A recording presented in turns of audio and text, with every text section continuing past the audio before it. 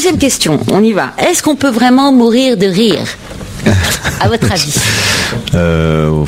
Oui. D'une crise cardiaque? Ouais.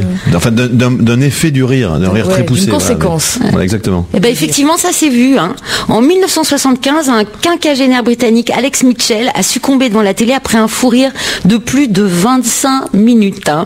L'histoire ne dit pas si Benny il était l'auteur du crime, mais on sait que 20 secondes de rire équivalent à 3 minutes de marche rapide, Christophe. Ce qui fait que monsieur Mitchell s'est retrouvé à peu près dans le même état que s'il avait cavalé 3 heures et 45 minutes sans s'arrêter. Un exploit que seuls vous et les coureurs de marathon peuvent réussir sans aller aux urgences. Tout en faisant la vaisselle. Ouais, tout en faisant la vaisselle.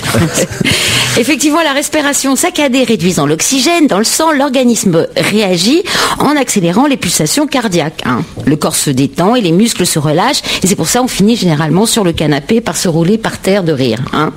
D'accord. Comme cet autre, d'ailleurs, il y a eu un autre spectateur danois qui en 89 est mort de rire au cinéma en regardant Un poisson nommé Vanda, le genre de promo dont Charles Crichton, le réalisateur, se serait bien passé, hein. Alors, faut rassurer quand même, le rire a aussi des effets positifs qu'on va pas détailler là. On va faire une pause et puis vous continuez votre quiz après. D'accord, Michel.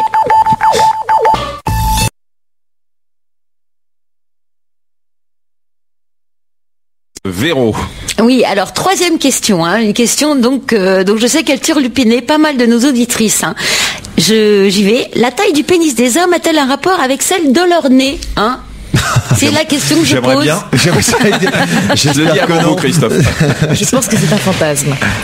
Eh ben, effectivement, non, mesdames, hein. Si vous voulez être renseignés sur la question, examinez plutôt les mains de votre future proie, parce qu'il paraît que les gènes qui commandent au développement de son appareil génital externe sont les mêmes qui commandent au développement de ses doigts. Ce sont les deux gènes, des gènes homéotiques qu'on appelle, ou gènes OX.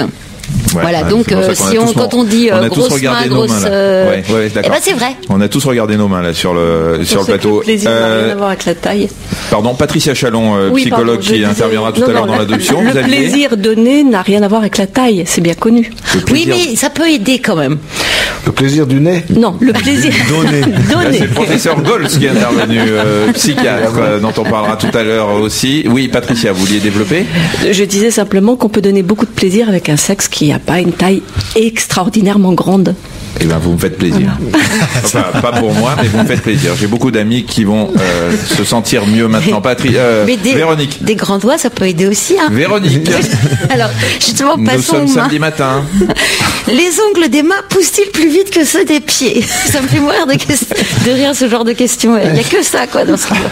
Alors, réponse. Il n'y a pas de raison. Ah si, peut-être parce qu'elles sont plus à l'air. Donc c'est un bon truc, ouais, déjà. Ouais. Je réponds, Véro. Si vous n'avez pas, effectivement, si vous n'avez pas l'habitude d'enfermer vos ongles de main dans des chaussures, hein, effectivement, vous avez des chances qui poussent plus vite que ceux de vos orteils, parce que figurez-vous qu'en plus, les ultraviolets favorisent la migration des kératinocines. Alors, je recommence. Des kératinocytes, hein, ce qui fait qu'ils poussent encore plus vite en été, quand ils sont bien à l'air. Pour info, je vous signale que l'ongle des mains croît en moyenne de 0,07 mm par jour, ce qui fait 2,16 mm par mois.